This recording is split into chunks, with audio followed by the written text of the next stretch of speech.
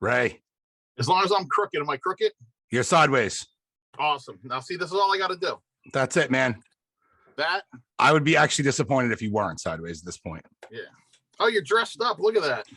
Dressed to the nines for this. Man, your hair's almost normal. My hair's almost normal. I can almost see your goofy tattoo. Yeah. Are you wearing suspenders? I got suspenders. Is that a shout out to Rerun? You know who Rerun is? Are you old enough to know Rerun? What's happening? Yeah. Right? That's him. Yeah, Freddie Stubbs. You know, I didn't realize it, but when I sat down, I was like, dude, I look like fucking Larry King. Oh, wait, you're not Larry King? I was like, holy shit, man. I guess that's not, like a signature thing. I don't wear ties. Yeah, ties are rough. When you got a neck that's 18 or over. I don't even think this a button. No, this wasn't button, dude. I don't have a shirt that buttons up my neck. I got a fat neck. I would choke to death, man. So yeah. This is my accessory. This is like the only dress clothes I own. I actually have the pants. I got everything. I'm all set. What pants are you wearing? Like, you don't got to show me, but like, why are you dressed up? Like, why you got these weird clothes on?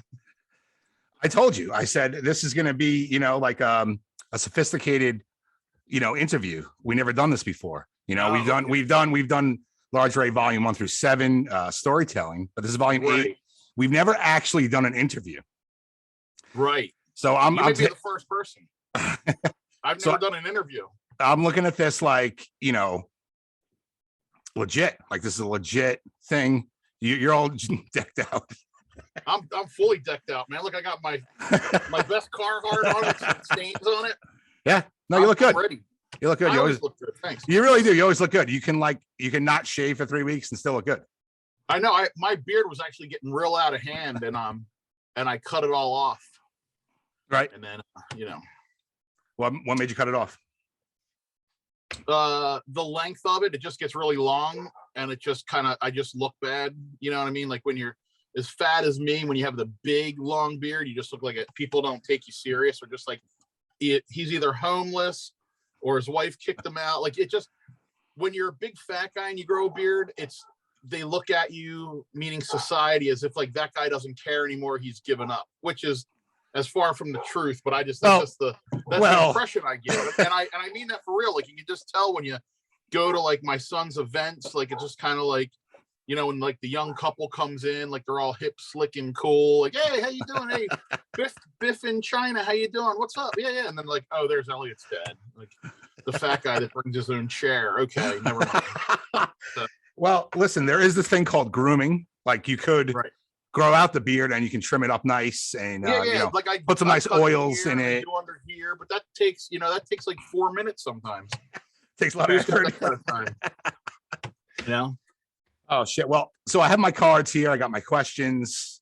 Wow. It's they're more just notes. I'm kind of gonna like freestyle this. Since I know you fairly well, and I know a lot of the answers to these questions. So but this isn't for me. This is for the people. This is for the people. As I was telling, that's not true. As I was telling you before, 14. This is going to be a Christmas gift from me to the world. To the world. Well, you're a generous guy, right? All 9 people. I owe my fans something, and I owe the world something. I feel like. Right. So that's what I came up with. I'm going to give them this. You're going to give them Ray Schleckweg, man. You're a giver, man. My dad always said, in the world, he would say, son, in the world, you're going to see two kinds of people, givers and takers. Right. And he's right. There's givers and takers. Yeah. I'm not a taker, I'm a giver. I know I've been a giver since a little kid. I would much rather give somebody something and see them happy than for someone to give me something. I don't know why. I agree, man. 100%. I'm a total giver. On many levels, man. People put like their Cash App on the bottom and shit. I've done it a few times as a joke, but like, I don't ask anybody for money. Yeah. You know what I mean? I love tipping. Yeah. Tipping's one of my favorite things, man. I love tipping. I'm a big tipper. I'm a big tipper. I love tipping. You know why? I work in the tipping industry. I cut hair. Right. So, you get a better haircut when you tip better. What's a good tip? Okay, say I'm a 50-year-old man. I go into your place and you cut my hair. And what do you charge for a haircut? Just like a normal, if I go in for a haircut, $20. what is $20. $20? What's a good tip? 5 or over. Okay, because my son and I get our hair cut. We actually lost our hair cutter because of COVID. They had to close their shop down, so I went there for the last time. But we'd have 2 different women cut our hair, and I'd give each lady $10, and it was like a $22 haircut. Yeah. That's a big tip, right? 10 each. You know? Man. Yeah, no, that's good. You gotta hook them up, man. I do the same thing. Sometimes I'm like, I give a tip and I'm like, I just paid like double of like what I was supposed to pay. But you know what?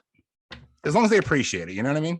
Right. Yeah. And you know, whatever. I appreciate when usually like this time of year around the holidays, I get bigger tips. Oh yeah. Yeah. But restaurants, listen, you have to really fuck up for me not to give you a tip. Like you gotta fucking fuck up. I only did it one time. I left nothing, but I still left a tip. I gave it to the busboy. Yeah, there you go. This fucking dumb bitch, man. And for lack of a better term, she came over on a phone and was like, "Can I take your order?" And she wasn't putting the order in the phone. She was fucking texting Charlie, whatever the fuck. Oh my god. You know? And she didn't look at us once. She didn't look at us. Texting Charlie. Write it down. She didn't look at us once. Yeah. And dude, like we couldn't, once she went away, like we can never find her again. Yeah. And I'm like, you know what? For the first time in my life, this bitch is getting $0. And I called the busboy over. I said, listen, can you help us out for the rest of the night? Even though I just want to fucking leave. Yeah. And he was great. He helped us out. I gave him $10, and I hope she's not working. That's not her industry. That's not her job. Right. Oh yeah, totally. Yeah, I love go out and we get a professional waiter or waitress because we hook them up. Like when you have half an iced tea left and that server comes over and puts another iced tea down. Oh, you big are time. getting so much money, you're not gonna know what to do with it. You know what my biggest thing is? My biggest thing is, listen, I don't need you to kiss my ass. You don't gotta be like fucking, you know, just be attentive. Napkins are huge. If you bring me 3 napkins and there's 4 of us at the table, your tip's already gone.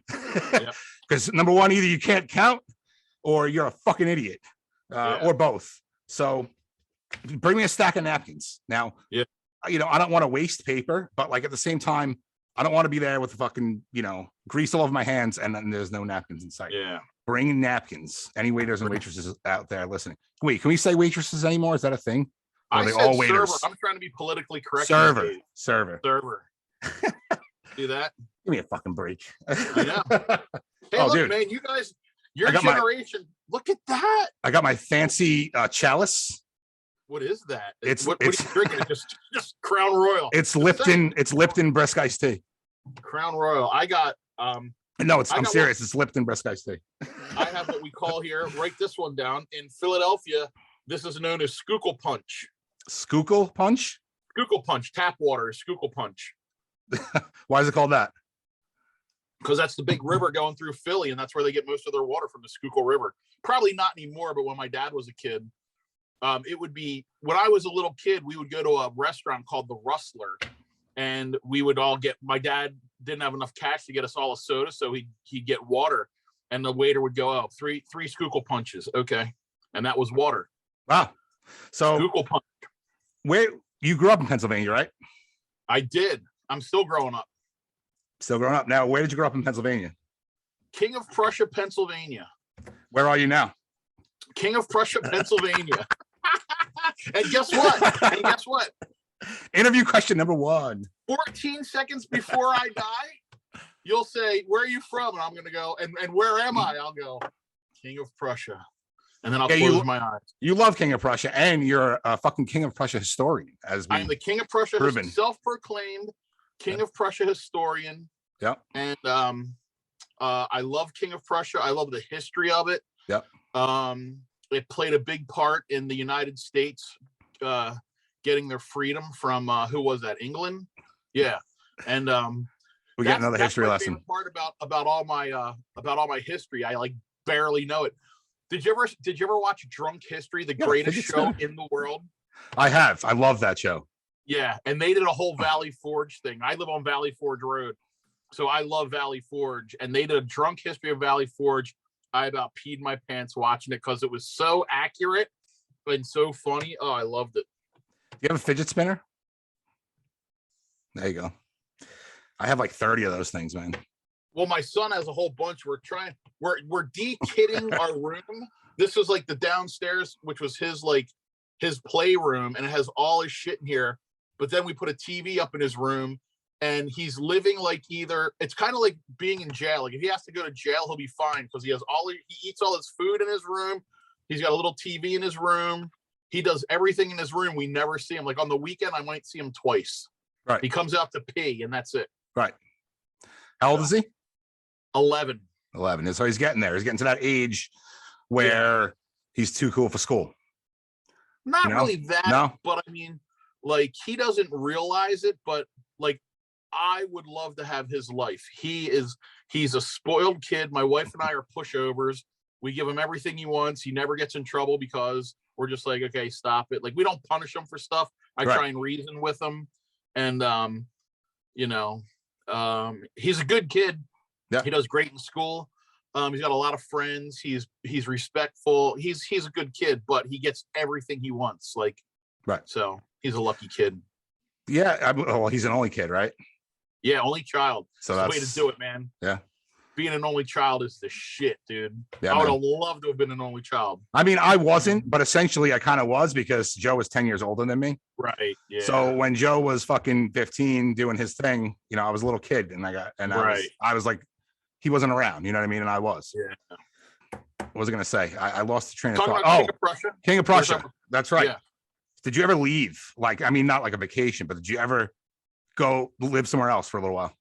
I moved when I was 23. I moved across the Schuylkill River into a town, I guess it was called Audubon, for about a year and a half. I bought a friend of mine, me and this dude Joe bought a townhouse. We were like 23 and we're like, dude, why get an apartment? Like we both lived in apartments. We're like, we can get this house, brand new townhouse, huge townhouse for 146 grand, 4 bedrooms, 4 bathrooms, basement, garage, the whole deal. Bought that, lived there for a year and a half. Then my dad got sick and I moved back in with my dad, and then he lived there for another like year and a half, and then we sold it.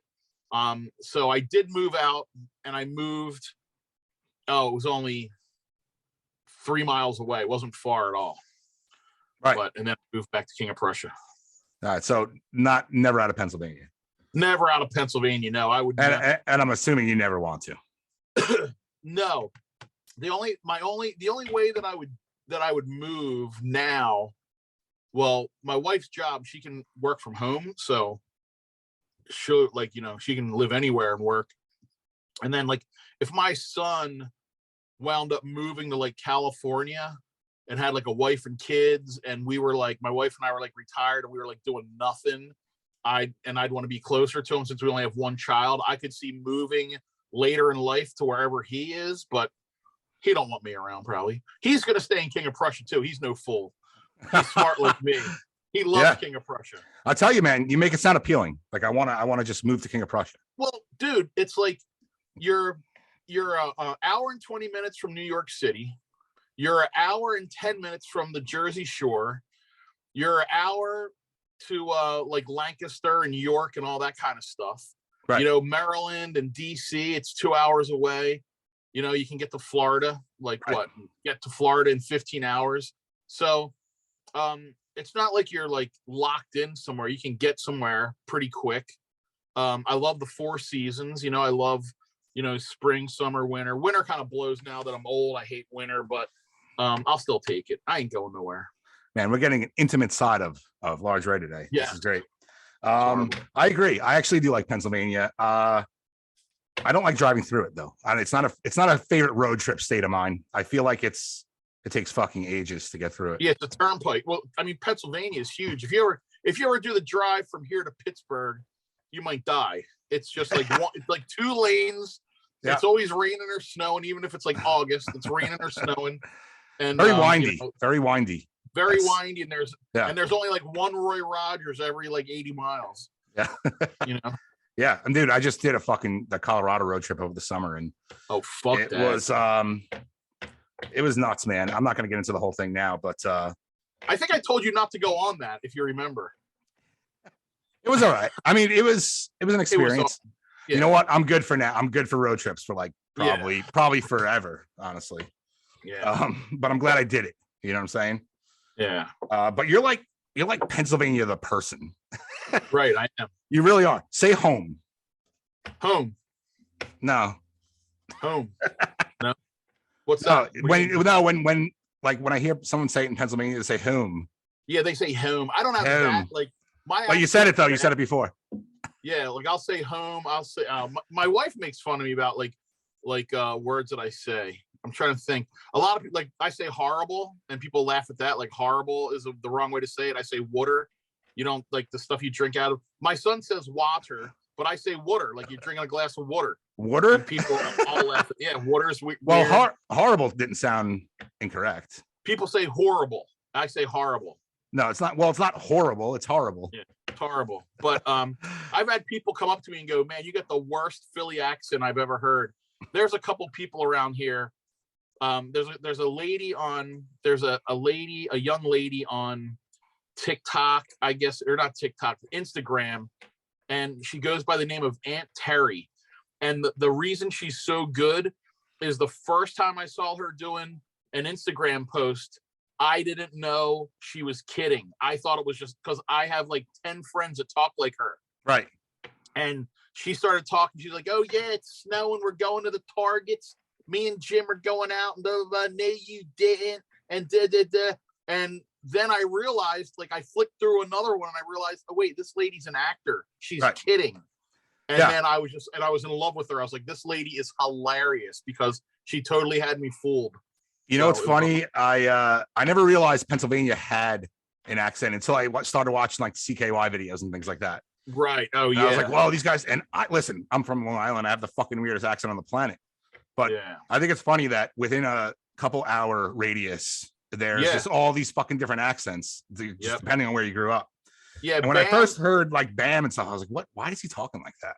Yeah, he's got like I'll hear Bam talk, and he literally grew up 10 miles from me, so we have the same. Like he calls his grandmother Mum. There's a lot of people around here call him Mum. Like Mum and Pup, and Mum's going here, and Bam has the what we call the "no you didn't" accent, where they go "no you didn't, no you didn't," and that's "no you didn't," and he's got a really bad "no you didn't" accent. So do you know the Bloodhound Gang? Yes. Yeah. So I know the Bloodhound Gang? Jimmy Franks is my boy. They're from King of Prussia. They're like right from around here. Yeah. I know. I'm assuming you've heard the Pennsylvania anthem they made. I did not. Are you serious? Yeah. I mean, like I know a bunch of their songs, but I think I only bought one of their albums. Okay. I'm going to send that to you because I find it funny, and I know some people who live in Pennsylvania, and I can like relate to the jokes, but you're going to relate to it 100%. You're going to know everything in it. So I'm sending that to you after this. Don't let me forget. I'm actually going to write a note about that because I'm happy to show it to you. Like I'm honored to show it to you. Yeah. Awesome. I guarantee whatever that Pennsylvania anthem is, they talk about Wawa because like, oh dude, it's the chorus of the song.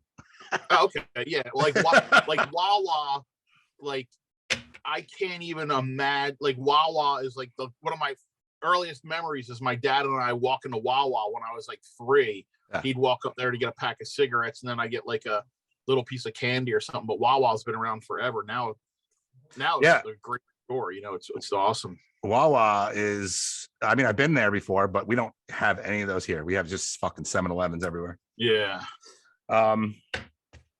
Let's get back into the interview. Yes. What draws you to the sport of BMX? Like when you were growing up, like what I would say this is weird. Freedom. And what I get by freedom is, and like even now you see it, like when we were kids, it's like, all right, we're going to go play baseball. So you go and you got to get all your equipment. You got to get this, you got some guy that you don't know whose son's on the team, who's going to be the pitcher. And then you're like, they tell you, you're going to play here, you do this, you do that, you do that. Football, it's the same thing. You just like, okay, you're a big fat guy, you're going to be on the line, and here's what we're going to do. Here's when we get here, and then here's where we leave, and here's where we're going to go. And you're like, okay, whatever. So by the time, and I played sports from, from a little kid until by around like, I think 8th grade is when I finally quit like soccer, football, baseball, and all that. And the reason why is because it was like my friends and I could get on our bikes, and it's like you could go ride with your friends anytime you want. You could do it all day. You could do it all night. You could go where you could do it wherever you want. That's what, like, because like racing, you had to go to the track, but freestyle, you could do it anywhere. Yeah. And so you could just travel around and do stuff. And the only person in charge was you. Like we were 16 years old and getting on a plane and going to Texas to a contest and getting a hotel and getting in a cab. Like I remember my dad one time dropped us off at the airport and he goes, "Well, who's going with you guys?" And I'm like, "Nobody. He's like, "Wait, you're going to Texas for the weekend? How much money do you have?" I'm like, $14. And he's like, "Oh my God." And that's what we did. Like we were in 11th grade going on trips where, the high school football team, they go to the next place over that's like 2 miles, play football and come home. Here we were kids going to like different states and having a ball. So that is what drew me to that sport, is because there's no rules.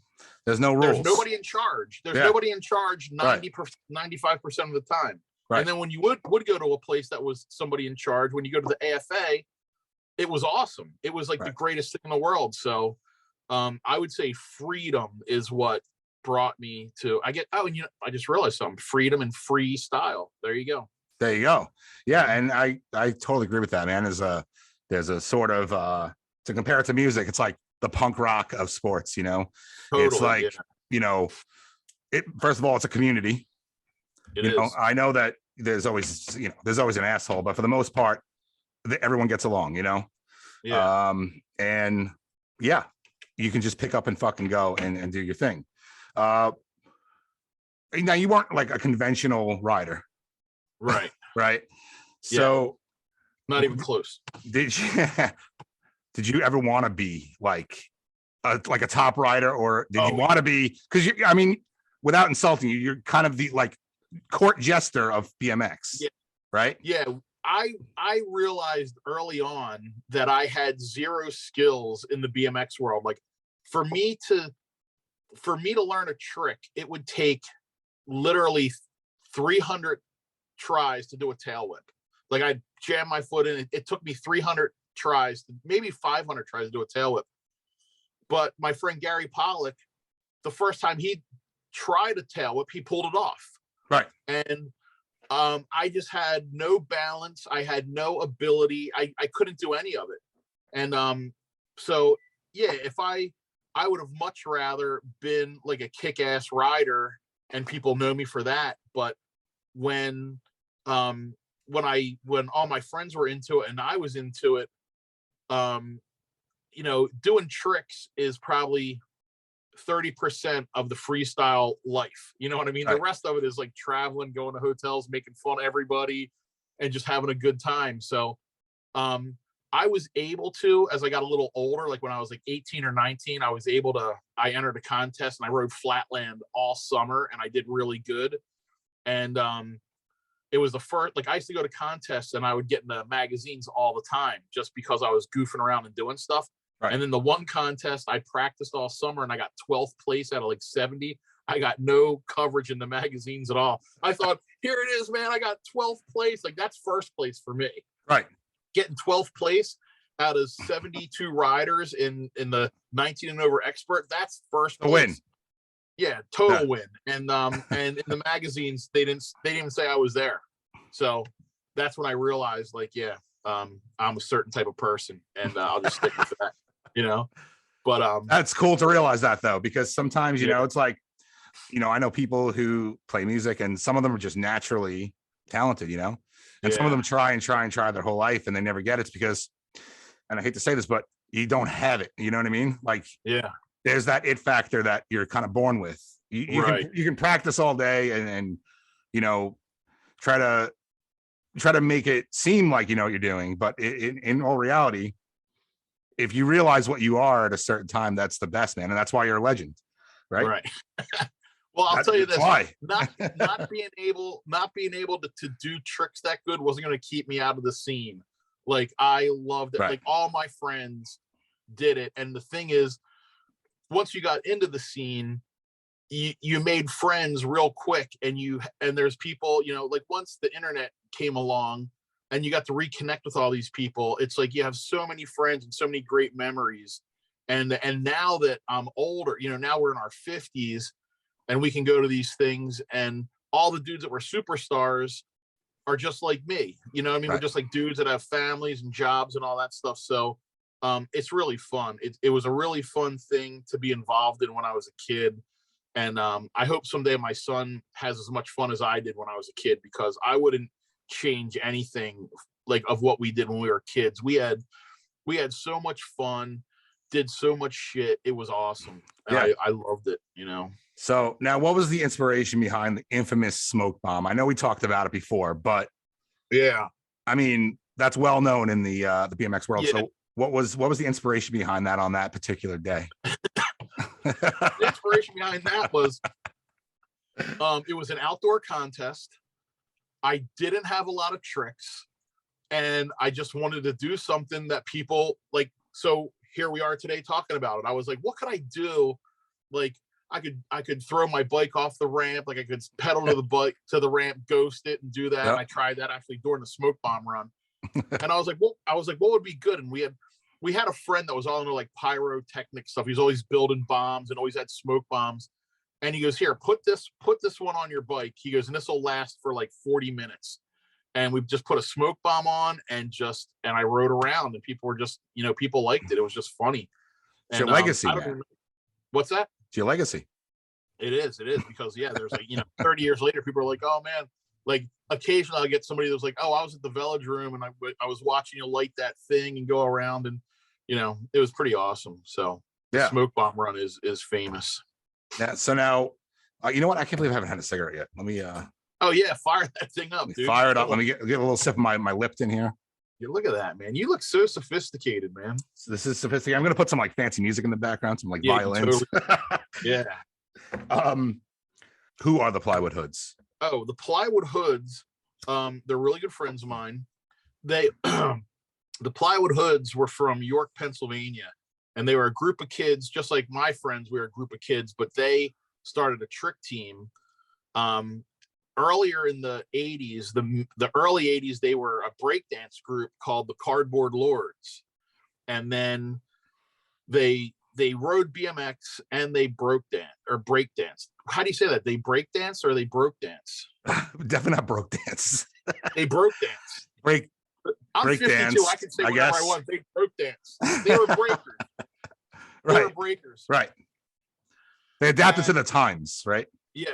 So they incorporated like BMX with breaking, and then they went from the Cardboard Lords to the Plywood Hoods. Now, rumor has it that they became the Plywood Hoods because they were stealing wood for ramps, and the construction site would call the police and go, hey, they came again, and someone took 9 sheets of plywood again. So then the newspapers got a hold of it, and they were like, oh, the Rickenbacker construction company just lost another 9 sheets of plywood. The Plywood Hoods have struck again, and that's where they may have gotten their name, or that could be a made-up story. I don't know, but it sounds good. And so the Plywood Hoods were just dudes from York, and then they came down one week to meet Gary Pollock, and they came to King of Prussia, and they came here to hang out, and then we became friends with them. And then we watched them go from absolute nobodies to being like the biggest stars at these contests. They'd be like, oh my God, the Plywood Hoods are here. And they didn't have any big sponsors. They didn't have good bikes. They didn't have good uniforms. They just had straight talent. Their leader was Kevin Jones, and he was exceptional. He is the Babe Ruth of flatland freestyle. He is unbelievable. And so we got to know those guys really well. And I'm still really good friends with Mark Eaton and Brett Downs and the other guys that were in the Plywood Hoods. Yeah, man. You can't do shit like that. Shit like that doesn't happen anymore. No, You not know, at all. everything's fucking, you know, TikTok and Facebook, and Right. that's the only way to get any kind of attention out there Right. now. You'll never see things like that anymore. I wish you would, but Yeah, it's impossible, man. There's just too much. There's too much shit. There's too many fucking people. yeah, There's too many people on Earth. yeah. There are. There really. I don't want anybody to die, but like at the same time, like That's why I love that song. You by know? Fear. Let's have a war. There's so many of us. There's so many Yeah. of us. There's so many. Let's Yeah. have a war. let's you know, nature take its course. You know what I mean? Yeah. Damn. Yeah. No, seriously, man. I mean, everyone's like, you know, get your fucking 19th booster shot. Yeah, get your 19th booster shot. How about don't? I just got mine yesterday. I did. I got my booster yesterday. All right. Well, is it I your screamed 19th? like a baby. I cried. I was like, ow. I just didn't know they do it right in the testicles. That was crazy. Right. Are you serious? No, they don't. Shut the fuck up. Trying to have a legit interview here, Ray. You were like, I don't know Wait, what the dude. fuck's going on out there, dude. I'm in this garage like 24 hours. I was gonna say you should see if your wife will let you go out to like the front yard. You're like the boy in the bubble, dude. You know what I mean? I like it. I don't need to go anywhere. There's too many fucking people. I just like want it, to go. I just want to go to your house someday and be outside when your neighbor calls you Eric. That would make my day. Oh man, that guy moved. Oh, He did moved. Yeah, yeah. Out of Did he say, nowhere "See you too. later"? He talked to me all the time, and then he didn't tell me he's fucking leaving. I love that. Fuck. That's the way to do it, man. Shade out. That's awesome. Fucking I Irish love it. goodbye, man. Yeah.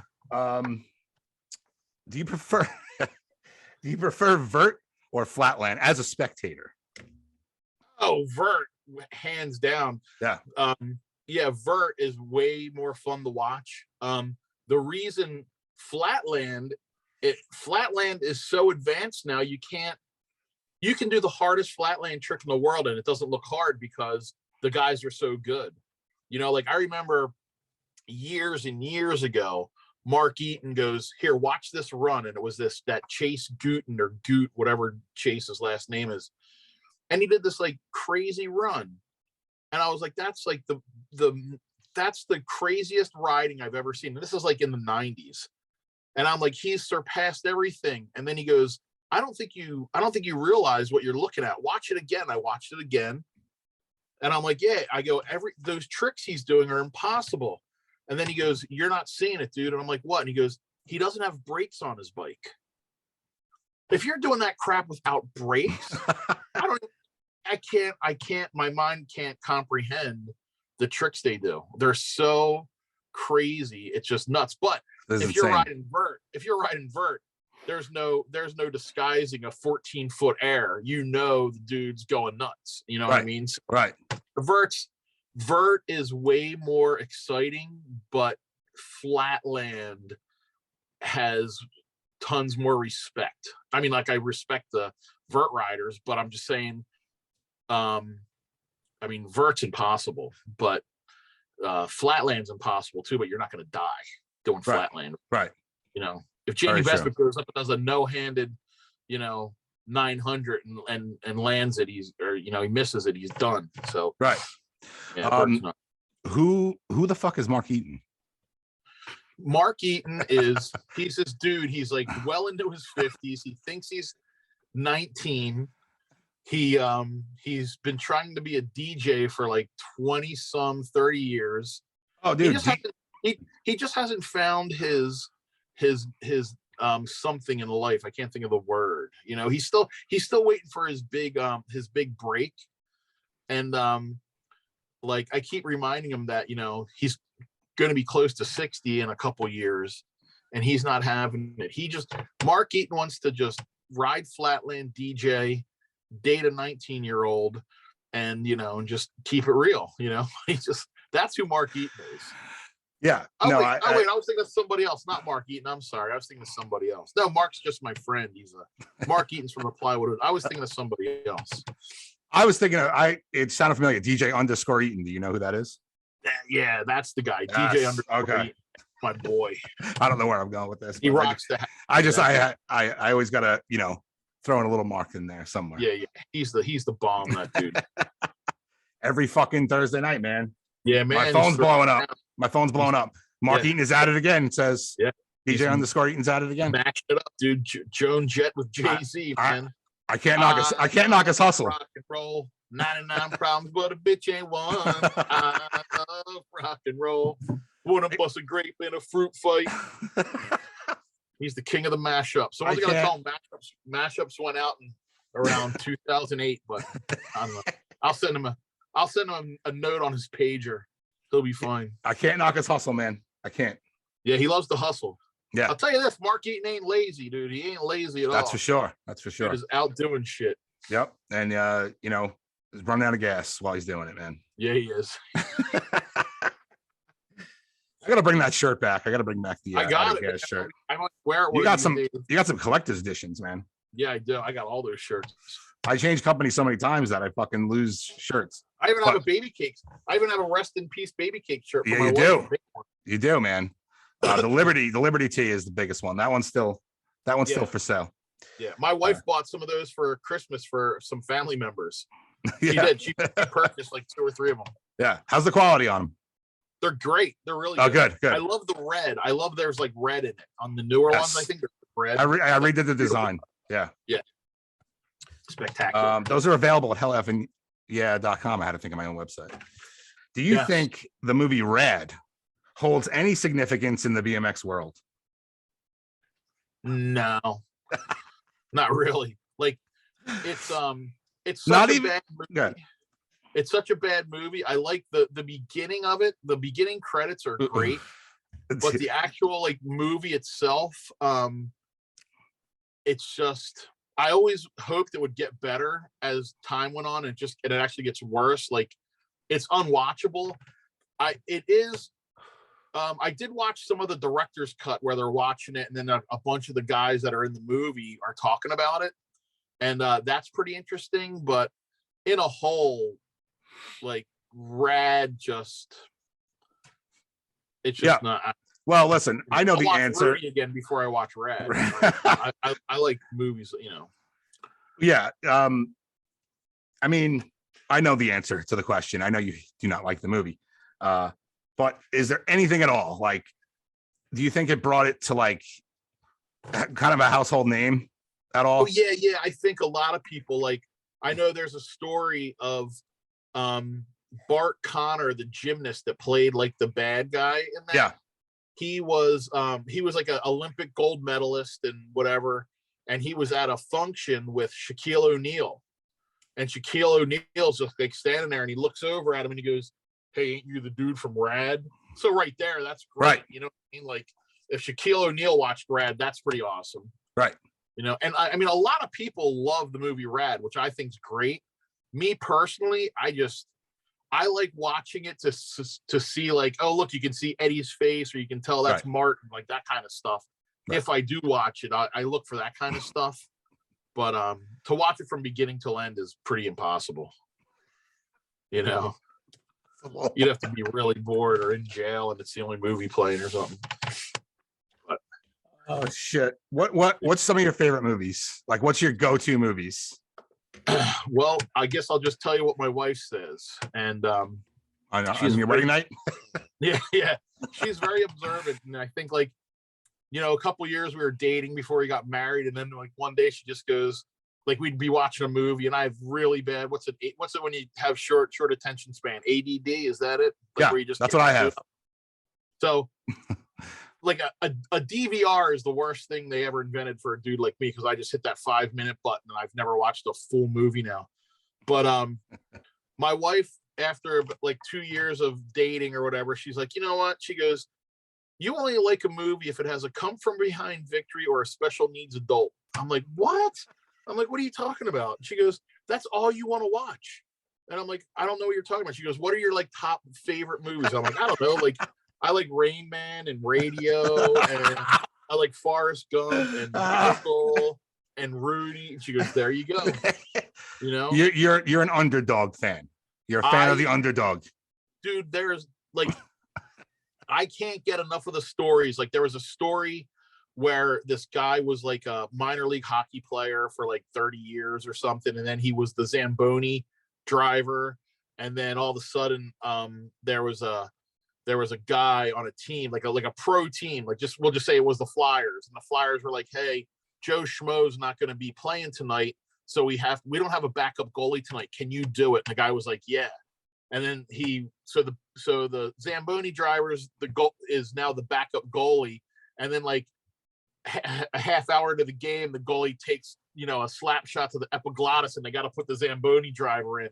I can watch that shit all day. Because I love it. And maybe it's because I've always been an underdog and I've never, won the big trophy. So maybe that's what it is, but I love a come from behind victory. I love it. It's my favorite shit in the world.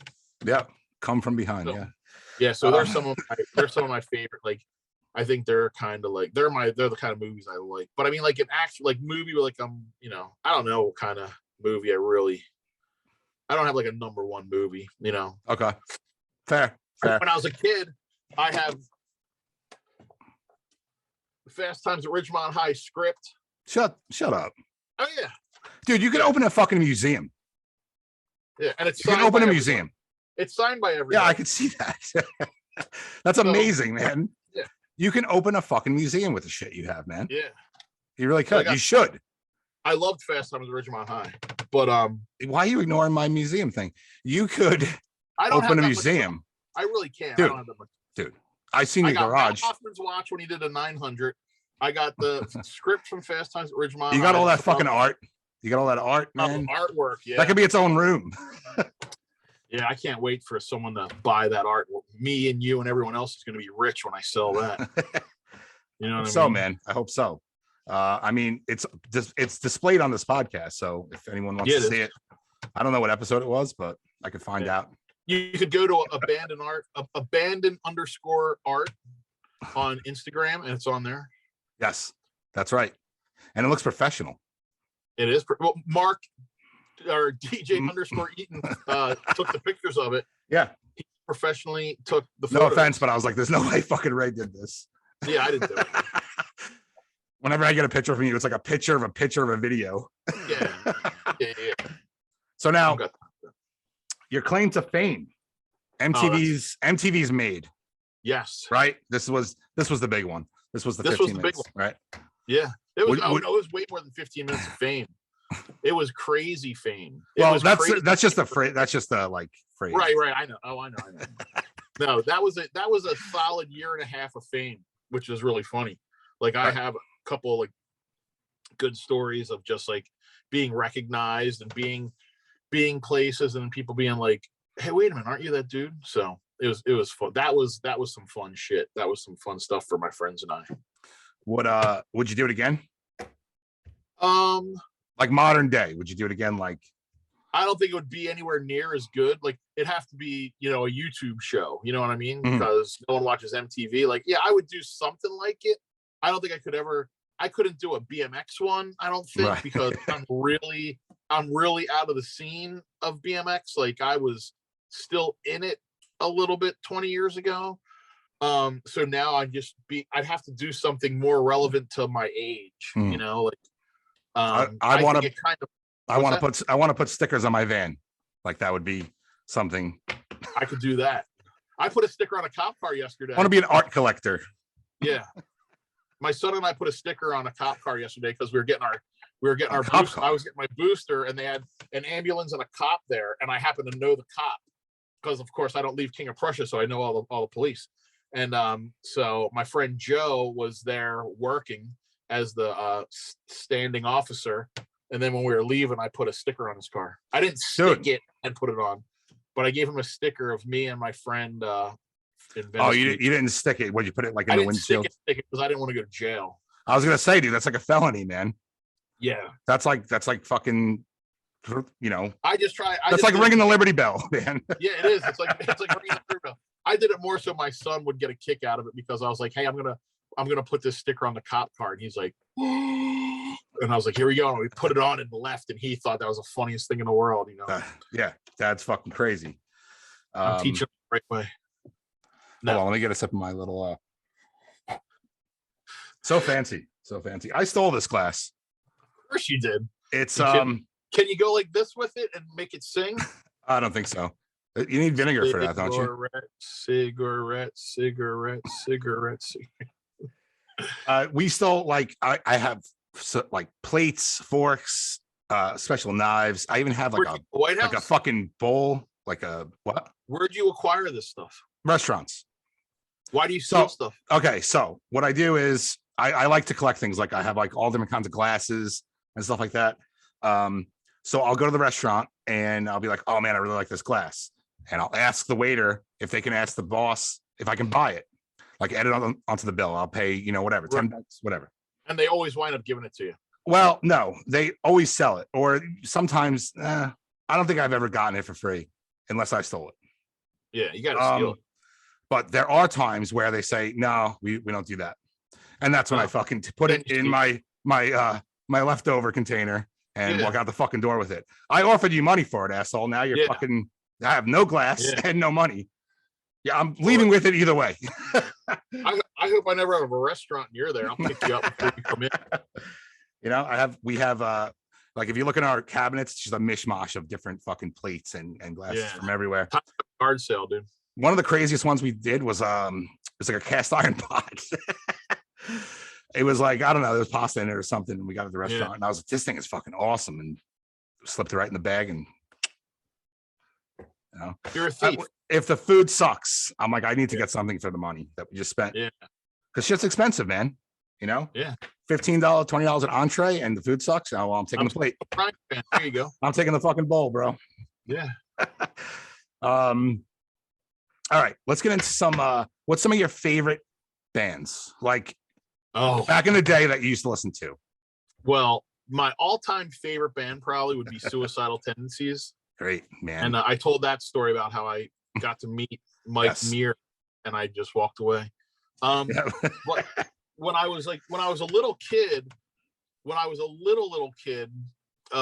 in like 4th, 5th, 6th grade, my brother, I have 2 older brothers, and my one brother did nothing but listen to the Beatles. So I listened to the Beatles my entire childhood, and it went from the Beatles to AC/DC, and then like Queen and Kiss. Those were the bands that I listened to when I was a little kid. Yep. And then when I got older, when I was like in high school, it was I always loved the Doors. And then then there's all that like bad like 80s MTV. Like I grew up watching MTV, so it was like they introduced me to like Iron Maiden and the Rolling Stones and all that kind of stuff, all the people that were on MTV.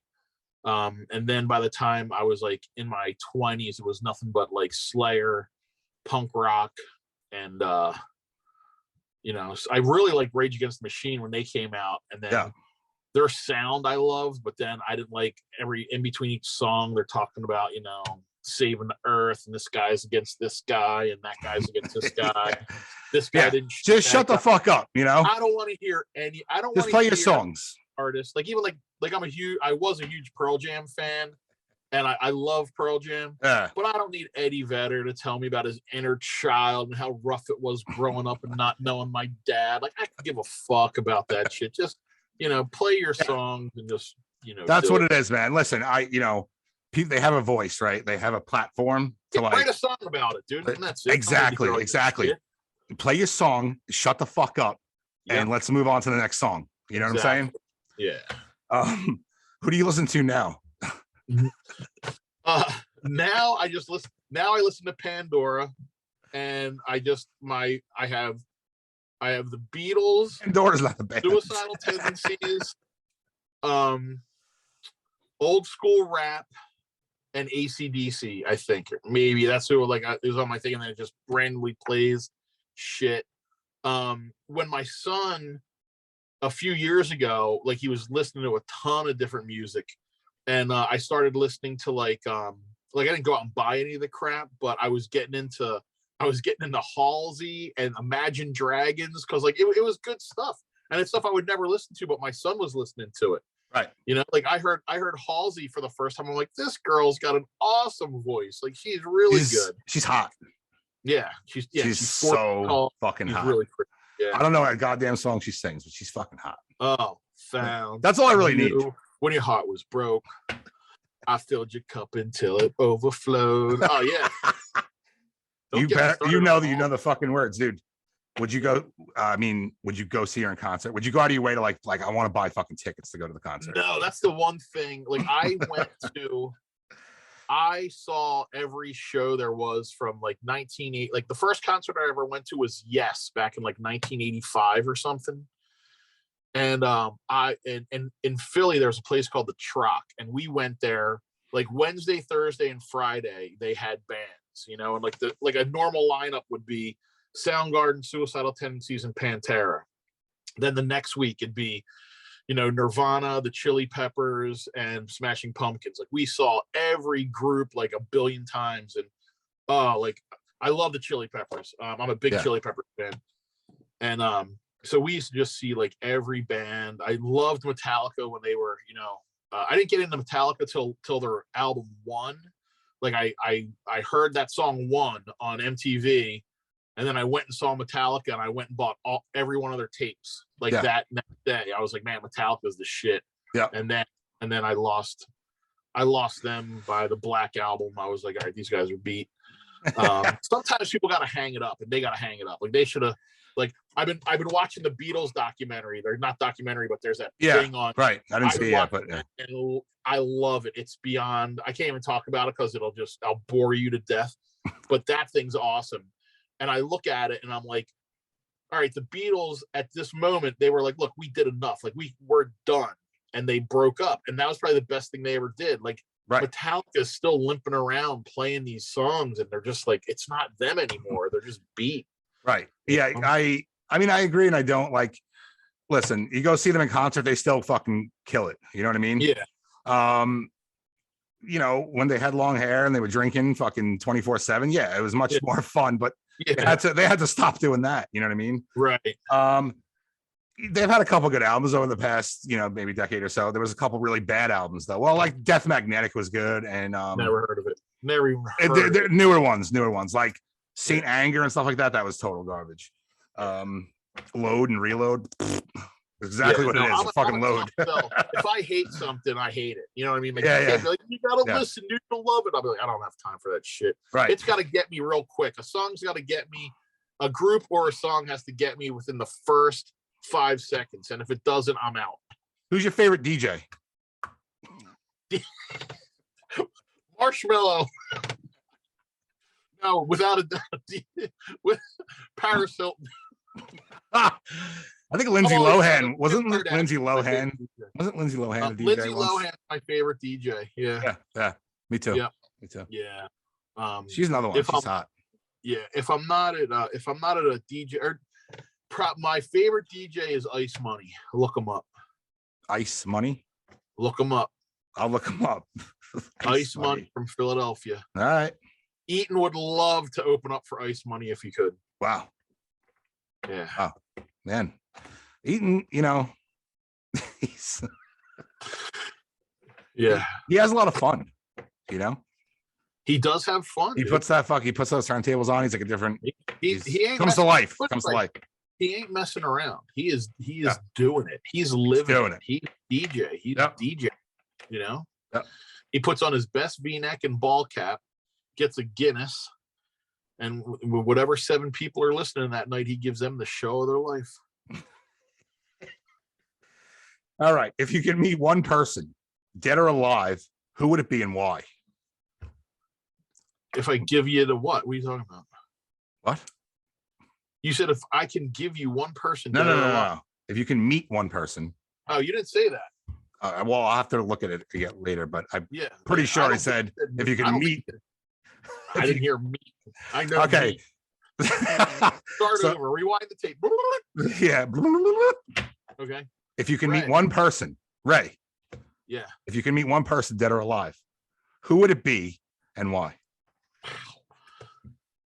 Well, it would have to be somebody that's dead, because if they're alive and I really was dying to see them, I'd find them. You know what I mean? Really? Well, I mean, I would love to go back in time. You know what I mean? Like I would much rather travel back in time than go ahead. but I kind of am curious about what's going to be ahead. But so if I had to meet somebody, that's such a hard one. I mean, I don't know. It'd have to like, I think running into George Washington for an hour, talking to George Washington. Like you see all these movies and books and stories about George Washington, but what was he really like? You know? Right. So, but that'd be kind of lame, George Washington. Now that I think about it, you know what I mean? Like you'd kind of. I don't know if it'd be lame. I mean, it would be interesting. You know? Yeah, it'd probably be like a sports guy, like Babe Ruth or Ty Cobb. Like, what was it like? Yeah, but would you want to meet somebody like Babe Ruth who was like a fucking lunatic in real life? Yeah, because I think if Babe Ruth had like, from all the stories and all that, like if he was playing today, they'd be like, who is it? Like, he's just like out beating people up and raping girls and doing whatever. But you know, I love history, so you know, I'd probably pick somebody in the past. But dude, what about like the fucking like first mayor of King of Prussia? That's me. Yeah. Actually, you know what's funny is, I met a guy in I'll give you the short version of this. It was very interesting for me. I loved it. I met a guy at my friend's house. His name was Bud Grader, and it was 1995. And the guy was up on his ladder cleaning gutters. And they said, Bud, you got to get down, because he was 95 years old. So he was born in 1900.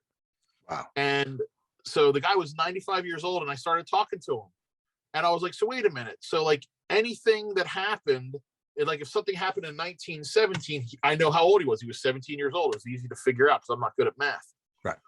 So like he talked about like when his dad came home and he had a newspaper, the Titanic sunk. And then when World War I started and World War II started and when the Korean War started and when Kennedy got shot, like the guy was just telling me all this stuff. And the thing that was crazy, I asked him, I was asking him about what his life was like when he was a kid. And he said, well, when I was in sixth grade, I graduated sixth grade and my parents gave me, I forget, they gave him like $3 and a pound of tobacco so he could smoke his pipe in sixth grade. Like, that's what it was like back in like 1911 or 12. So that was kind of like going back in history and talking to somebody. So that kind of stuff fascinates me. Yeah, cool. Yeah. Yeah, I think George Washington would be interesting to talk to for like an hour or so. Yeah. I wonder if what George Washington would think about if he could come back today and he's like, well, I got a bridge named after me. I'm on a $1 bill and all this shit. Like, I think he'd probably be like, they're making a real big fuss out of me for really doing nothing. I was just a bad slave owner and did a lot of bad stuff, probably. You know what I mean? Right. I'm gonna play a song for you right now. Hit it. And I want you to think about where you've heard the song before. Oh my God. You're gonna know the song, but I want you to think about why I'm playing it. Oh no.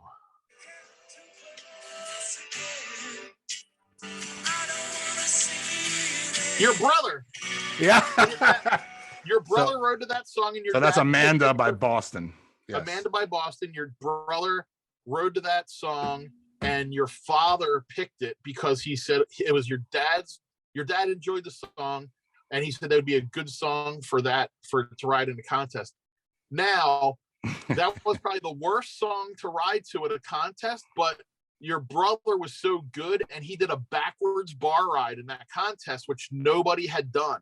Right. And when I first met your brother, I met him and didn't know who he was. And I said, hey, I've been watching a video lately of a guy that rides for SC that does a backwards bar ride. And he started laughing. And he's like, that's me. And I'm like, but you just said you ride for Haro. Yeah, well, I used to ride for SC. And that was my Joe Gruttola impersonation of him laughing like Herman Munster. But yeah, that's every time I hear that song, I think of that. And I don't hear it that often, but yeah, Amanda, I'm gonna take you by surprise and make you realize. Yes. Yeah, I mean, I heard that song. Do you think in a way that was like his smoke bomb? You know, like you'll never forget it because it's so ridiculous.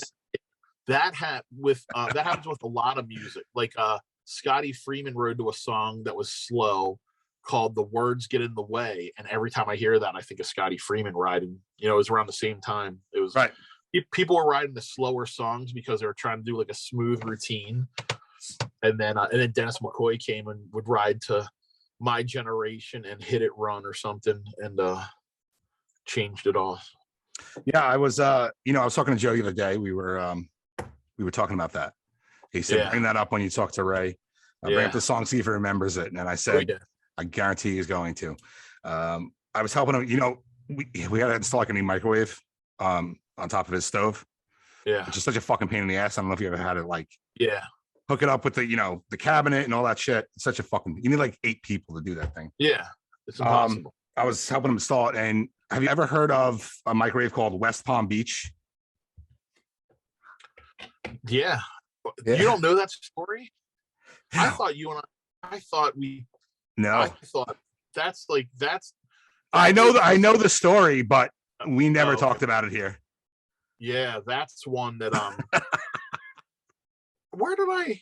Oh, I talked about that with that other dude. Yeah, that one is my biggest fear of that right now is the guy that owned the AFA, Bob Morales. He never confronted me, and I never spoke to him about that. But I'm sure by now he knows what happened. But that was something that wasn't planned, and it's the kind of thing where, like, if my son did something like that, I wouldn't kill him, but he'd be in a lot of trouble. Right. And it's the kind of thing where, like, I look back at it, and it was really, like, as a grown up, you realize that was really bad. And what happened was we got to a contest, and we got there late because of weather, that we were in a snowstorm. And I was just walking around a hotel, like literally like checking into my room, and a guy that was supposedly a security guard saw me and this other kid who was really little. This guy, Luke, he's like 14. I was 16. And he's like, hey, where are you guys going? And Luke is a complete wise ass, and he tells the guy to go like fuck himself. And the guy's like, so he grabs me, and I'm like, what? I didn't tell you, I didn't do anything. So the guy starts roughing me up, and Luke is yelling at the guy, like cursing at him. The dude's jacking me up and like hitting me. So we get like a little bit of a scuffle, and I've never been in a fight in my life. And this guy like throws me around and punches me, and I'm just like, dude, what are you doing? And then, long story, like, it's over, and then the contest happens, and I'm still fuming. I'm like, this fucking guy like beats me up for no reason. I said, I'm gonna get back at him. So Luke goes, we ought to do something to the microwave. We ought to put something in the microwave, because that guy, every time we walked by, he was like heating something up in that microwave. So we came home Sunday night to the hotel, and I decided I'm going to put a poop in the microwave. I thought that would be really funny. Yes. So I take a rather large bowel movement and a big bird's nest of toilet paper. Right. And I just like wrap it up like a basketball, and there's a turd in it, and it was gross. Right. And I said, Luke, let's go, and I'll go throw it in this microwave. Yes. All right. We'll just throw it in there, close the door, and run.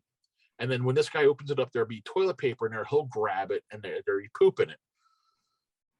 So we do the deed, and we take off, and we go to the other side of the hotel. We're talking to some dudes, and like a half hour goes by, and there's fire trucks and police and ambulance, and the whole lobby's like smoke filled, and the smell was the worst thing you ever smelled in your life. And I'm like, what's going on? And Luke looks at me, and he goes, man, I probably shouldn't have done that. I said, what did you do? And he goes, when you slammed the door and left, he goes, I hit the 30-minute button. 30 minutes. And so he set the toilet paper and poop on fire, and the microwave caught on fire, and the hotel had to get evacuated. Dude. And like they had like everybody there. Everyone got thrown out of the hotel and had to go somewhere else. It was the biggest mess in the world. And I was scared to death, because I was like, dude, if he finds out this is me, I'm like, we're going to jail, and we're in Florida, and we're like underage, and this is going to be the worst. So I was scared to death.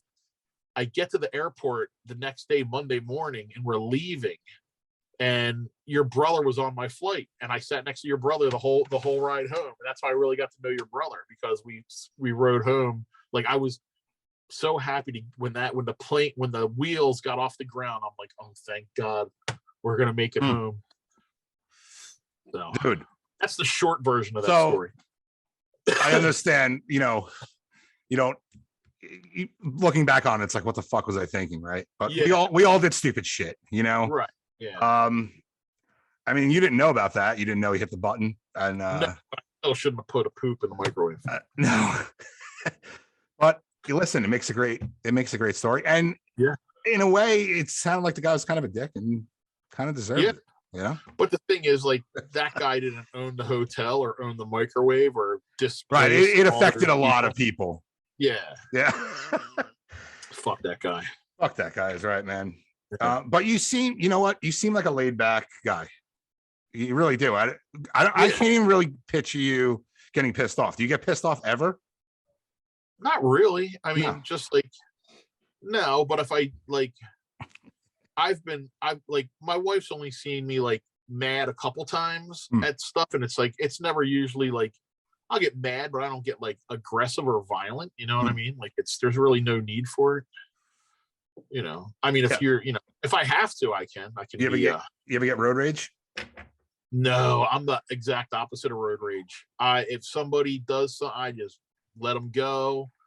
I'm the most courteous person on the, like, someone wants to cut me off, do something. It's not even worth getting in some kind of fight. You know what? It's true, man. And I used to, like, living in New York, it's human nature to have road rage. It's just part of the living here. Like, if you don't have it, there's something wrong with you. But my wife was like, you got to calm down. Like, you're going to hurt somebody or hurt yourself. Like, you got to calm down. Yeah. And, I'm like, yeah, whatever, but I really took it to heart. And I was like, you know what? Maybe I will calm down. And I have. And now I'm just like you, man. I don't give a fuck. I honestly don't give a fuck what's going on around me. Like, if I'm in my seat, I don't even look in the rearview mirror, dude. You can take that fucking mirror off. I can care less what's going on behind me. Yeah. I'm looking forward. I'm paying attention to what I got to do. If you want to ride up my ass, go fucking rock and roll, dude. I'll even slow down. You know what I mean? Yeah. I do a cool, like, 55, man. I'm in no fucking rush. Where are we going? Where are any of us going? Nowhere. The fucking mall? Nowhere. Mall's closed, man. You know what I mean? Like, it's not worth it. One thing I don't like is like parking lots and parking. That's a different parking. Yeah, all that stuff's lame. When I pull up to a parking spot, I park as far away as I can. I could care less. You're gonna walk 10 miles in the mall anyway. No. Like, I'll park far away too. I like to park far away. I don't like people on top of my car. But it's just like navigating through it. I find it irritating. Like, people are just, dude, I don't like people that much. That's why you live in that's why you live in the garage, man. I gotta get out of New York. I think I'm gonna come over to King of Prussia. It sounds like a paradise. I'm telling you, you know what? King of Prussia doesn't have a good barber shop, man. You get your wife a job at this. I know people at the school district, man, who get your wife a job with one of these big wigs here. And I mean, you would love King of Prussia. You'd be over here on Sundays. We'll be watching the Eagles. You'd be a football fan. We'll watch Phillies game. Smoke cigarettes all day. You'd love it. Get some tomato sandwiches going on. Definitely, man. I'm totally down. If you moved if you moved here and opened up a barber shop, I would go to barber school and be a barber. Really? Just so I could hang out with you all day. Can you imagine me and you in a barber shop talking? Dude, we would be millionaires. Everybody in King of Prussia knows me, so they'd all hey, Ray's a barber right now. Even if you couldn't cut their hair. Who am I kidding? I wouldn't go to barber school. I would just hang out there. I'd be the cash register girl. You know what I mean? Answer the phone. Dude, I'm serious, man. I would make coffee and a full smoking facility. Dude, I love this fucking idea, man. Yeah, fuck it. Dude, I don't want any kids in there. Dude, I hate cutting kids' hair. Yeah, no kids. You gotta be no kids. You gotta be like 12 and older. Yeah. I mean, people don't mind if you smoke, but no. Look, dude, it's 1950, dude. Everyone's smoking. Yep. Exactly, dude. I love that idea, man. Put the little ashtrays. They used to actually have ashtrays on the seats. Oh my god, dude! The guy of years. Oh wait, I never. Oh my god. I never told. Did I ever tell you my barber story? How I had to leave a barber that I used to go to all the time. I don't think so. Maybe, but I don't think so. Do you have time for one last story? You can edit this out or not even. No, I have plenty of time. Okay. So before I met my wife, I would just cut my hair. I just get a pair of clippers and cut my hair, and that's it. So then my wife was like, "Who cuts your hair?" And I'm like, "I do." She's like, "You got to start." She said that, and my wife actually said that. She goes, "Your hair's your only good trait," is what she told me. Oh yeah, physically. You have said that to me before. I remember that, but I don't know if it was pertaining to the story. I thought that was the sweetest thing I ever heard because she's keeping it real. She's like, "Look, man, you got a good head of hair on you. You might as well use it." You know what I mean? Like, take it off. If that's what she really meant. Right. She loves me and I love her. That's all that matters. Right. I get it though. Yeah. She said it more with love. You know what I mean? She wasn't giving me a dig. She said it because she loved me. Well, to be honest with you, I always thought that no matter who the person was, like if you have hair, why shave it off? Right. There's so many people who like lost their hair and they're bummed out about it. And like, you're just like dancing in front of a handicapped person, essentially. Yeah. So anyway, I used to cut my hair all the time. And then she had me start going to a barber or wherever. And I started getting my hair cut from this one barber and he quit. All these barbers quit. Like I love like the old man barber and then they quit. Yeah. Well, so I found the guy.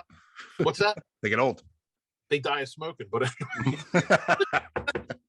So an old guy that I worked with, he goes, "Oh, go to the so-and-so barber." I won't say the guy's name. The guy's a super nice guy, old, like in his 80s.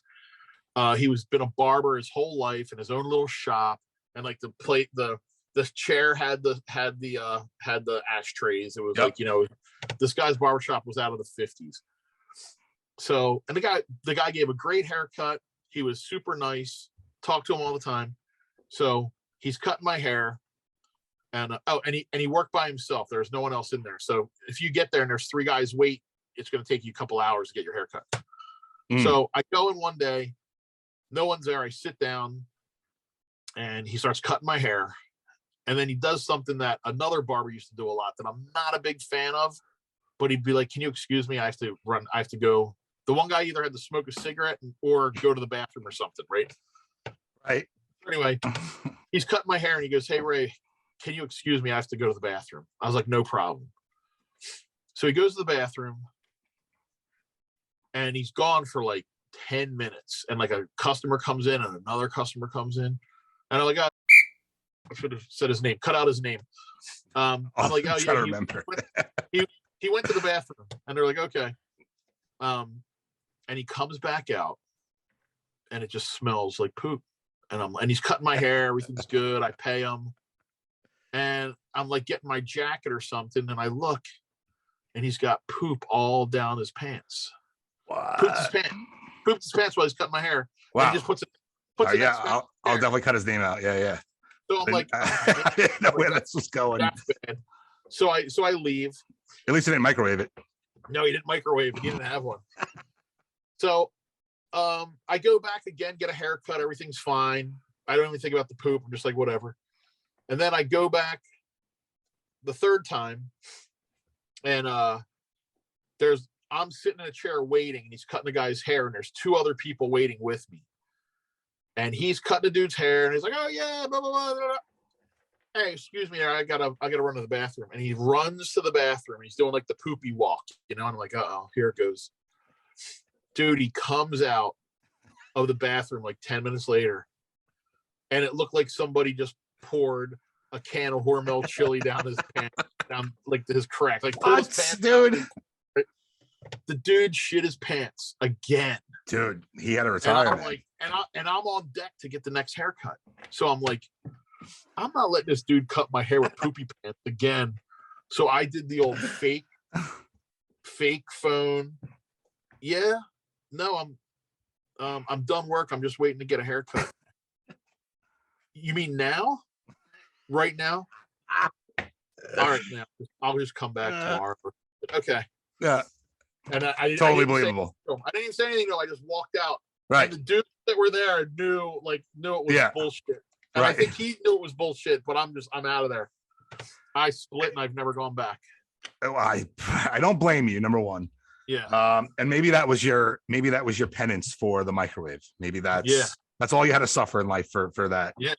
So you're all set. But yeah, man, you know, like I never shit my pants at work or anything like that, but I would never take breaks or anything like that, like during a haircut. You know what I mean? Right. I was quick, man. I was like, get the fuck in and get the fuck out. Like, I like to talk, and it depends on who it is. Like, if you came, we would be there for 2 hours. You know what I'm saying? People would be walking in. I'd be like, later, you know? Yeah. But for the most part, you know, the general public, get the fuck out of here. You know what I mean? I'm not run to the bathroom smoking a cigarette. It takes me 15 minutes. Yeah. You know what I'm saying? But there's so many older guys in the industry, like you know, they don't have like a 401k or anything like that. They made cash their whole life, and they don't ever want to quit doing it. But at some point, you have to. It's actually, you can like do damage to your fucking nerves and your hands and everything. Oh, yeah. You got to stop at some point, and you're shitting your pants. It's time. Yeah. Yeah. And when are you coming to Long Island, man? Or I have no idea. Oh, I have no idea. So I'm first of all, I'm not a liar. I'm a dreamer. Okay, there's a big difference. So I have these big plans of I wanted to go to New Haven. I wanted to go to New Haven to see my friend Kevin Martin, because the pizza in New Haven is the best pizza I've ever had. Dude, it's so good. There's a place called Bar. There's a place called Bar. Yes. And they make this clam and bacon pizza. I would walk there if I had to get it. It's that good. Dude. Now we've been to go back there for 2 years. We haven't been there. I have one of my best friends, Dave, lives in Brooklyn, and I've been wanting to go to Brooklyn and go get pizza. And then you're in Long Island. I could go to your house. We could eat pizza and then drive to Brooklyn, go to Brooklyn for a bit, and then take you back a day of it. We could have like a fucking pizza like tour. We could. I would do a pizza tour in 2 seconds. Because I know the good places here, right? Yeah. I love fucking New Haven pizza, Sally's Pizza, and stuff like that. Yeah. And Brooklyn, yeah, man. What's the name of the place? What's the name of the good place in Brooklyn? I mean, there's a lot of them, but there's one in particular that's very famous. It's like an old man, and they just got caught for like not paying taxes. Oh, Del Faro or something. Del Faro. The Fara. The Fara, yeah. The Fara, yes. Yeah. There's another one too, and I can't fucking think of the name of it, but they make the best Sicilian. Yeah. So yeah, but dude, I could do that all day, bro. But we could do a podcast on fucking pizza. Fuck Dave Portnoy and Barstool and shit. Let's do our own thing. Now I have a question. Okay, I watch a lot of those because he does a lot in Philly, you know, and I watch them. Yeah. Why does he say one bite, everyone knows the rules, and he takes and he eats off the whole slice? What? And no one calls him out on it. Why not? You actually asked me that before. And, but why does he do that? I don't know. I think that maybe it started off like that, and then he just kept doing it and just kept saying it because it caught on. You know, that dude, that Dave Portnoy guy, I'm like, that's this guy. I just don't like him. He's all just down this, that. And then the one day where I gave him a little credit, where I'm like, I kind of like him now. He was in Philly, and a dude drove by and called him a strap job. He's like, "Hey, you strap job," and he goes, "What?" And he goes, "You're a strap job," and gets in his car and leaves. And then he put underneath this thing, "strap job," in the definition. And I thought that was freaking hilarious. Right. I actually do like him. I think he's funny. You know, I think he might come off as like douchey, but he's not. He's actually like a smart guy. I mean, he started a fucking business from nothing, you know? Yeah. And he is funny, you know, I don't like that he's biased. Like he just, you know, New Haven pizza is the best. That's, you know, it's good, but there's other places that are good too. Yeah. You know, like if it's not fucking in New Haven, it doesn't get a 9 or more. Yeah. You know what I mean? Well, then just fucking live in New Haven and eat their pizza, man. Yeah. It is good pizza though, man. I'm telling you. It's great. I haven't stopped thinking about that pizza. One day we went there and we had you know, there's Frank Pepe's, right? Yeah. And Sally's. Now Sally was Frank Pepe's nephew. Yeah. And he left the family business to start his own place. Right. So it's almost like a rival, like a family rival. And they're like literally 3 stores away from each other. Yeah. And we've like Frank Pepe's a chain. So if you live in Connecticut or in New England, you can find one. Sally's, there's one, and it's in New Haven. Yeah. It's old. They don't take fucking credit cards. They have like a fucking crank on the register. It's like dusty. Like it's the last place you actually even want to eat. Yeah. But we did like a side by side. We went to Frank Pepe's, had a pizza, and then we went to Sally's on the same hour and had another pizza. And Sally's was better, man. Yeah. It was just a little bit better. And then, right across from Bar Pizza, there's Louis Lunch. You know about Louis Lunch? It's the first hamburger ever made, right? Yeah. And just that place that place is smaller than your garage. Yeah, living in. Right. It's just like and it's just on like white bread, right? Yeah, white bread. No ketchup. No ketchup. It's white bread. It's meat, white bread, maybe a slice of tomato, and they throw an onion in there while they're broiling it. And I've never had one. I went in there after we got done eating at bar at like 1 a.m, and I'm like, I'm stuffed, but I've seen this on TV, and like the guy that you see on TV all the time, he's just sitting there, and I'm like roughing the guy up, and he's like, "All right, get the fuck out of here." Yeah. No, we lived in Connecticut for 8 years, so we went to like a lot of places that were on like diners, drive-ins, whatever the fuck. Yeah. And I don't eat a lot of it, but from what I hear, it's great. But you don't see that here. Like everyone says, "Oh, New York has the best food," and as a New Yorker, I'm going to tell you, it's not true. There is good food, but you got to really find it. You have like there's 7,000 pizza places in 10 feet, and one of them is good. You know what I'm saying? Like not everything here is good, but a lot of the food in Connecticut was good. Yeah, including their pizza, man. I mean, no one talks about it. I mean, they do now because of Dave, but before that, no one ever really. Everyone said New York pizza is the best. Well, that is good. Like. There's a place by me that's voted the best in the island. I think it's my favorite pizza, but I grew up on it. Someone might try it and be like, Yeah. So, all right, we can get off the pizza talk. We're actually going to wrap it up. All right. I have one more question for you before we go. Hit me with it. What's the future for Large Ray look like? Where do you see yourself in 5 years? In 5 years, just the same thing. All right, 10 years. 10 years. 10 years. 10 years. How old are you going to be to retire? 62? I think so. In 10 years, I'll be 62. If I can still walk, I'll probably just keep working.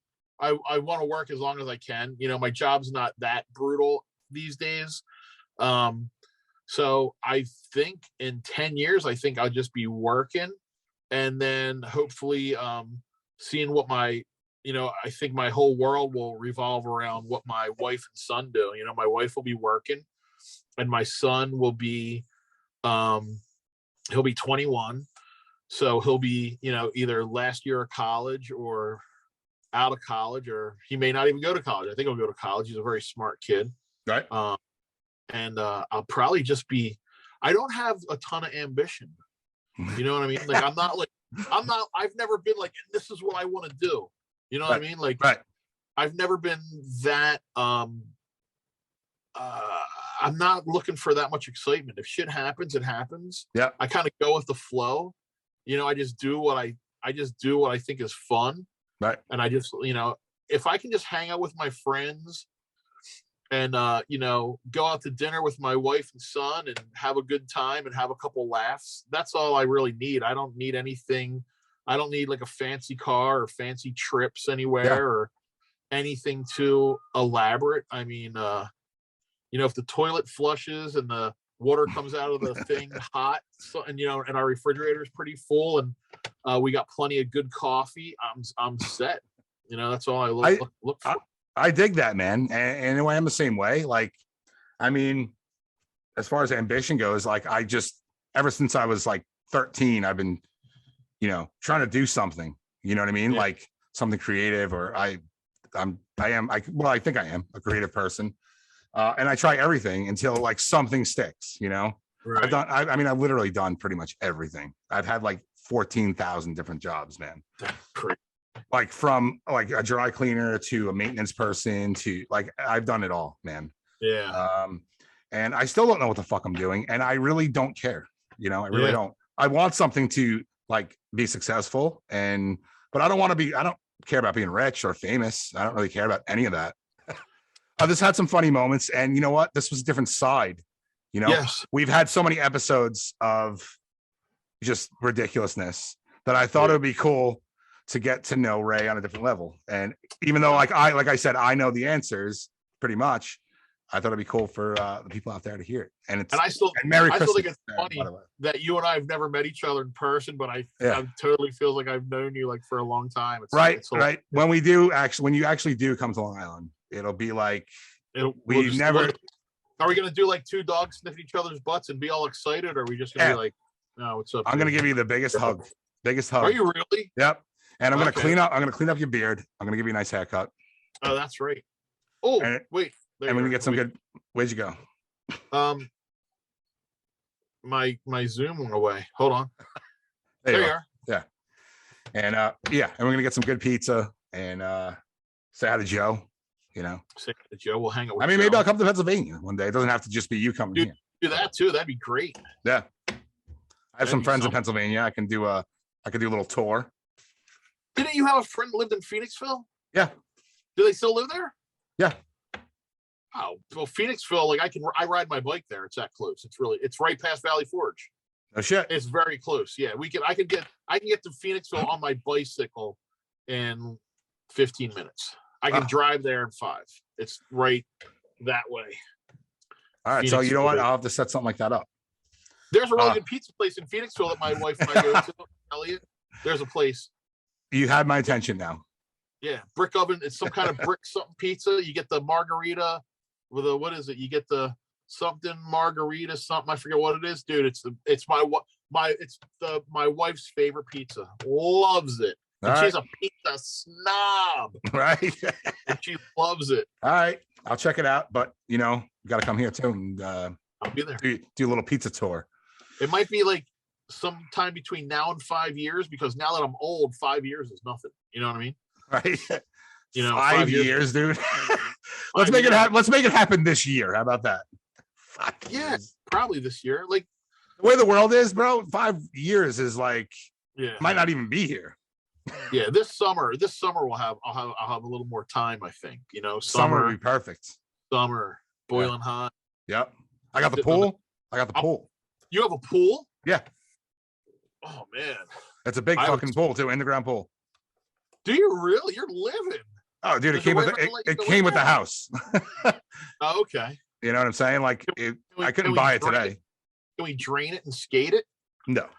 We'll call up suicidal tendencies and they'll play on the deck. Dude, let me tell you something. Having that fucking pool in the backyard, like, it saves so much money. Like, I don't need to go to the beach. I don't need to go on vacation. I can just walk out my back door and hang out by the fucking water all day. Don't have to leave the house. There you go. My garage is right next door to the pool. Dude, it's like paradise back here. Tell you, man. It's like my own personal king of Prussia. No wonder you don't have any goals, man. You're already living the life, dude.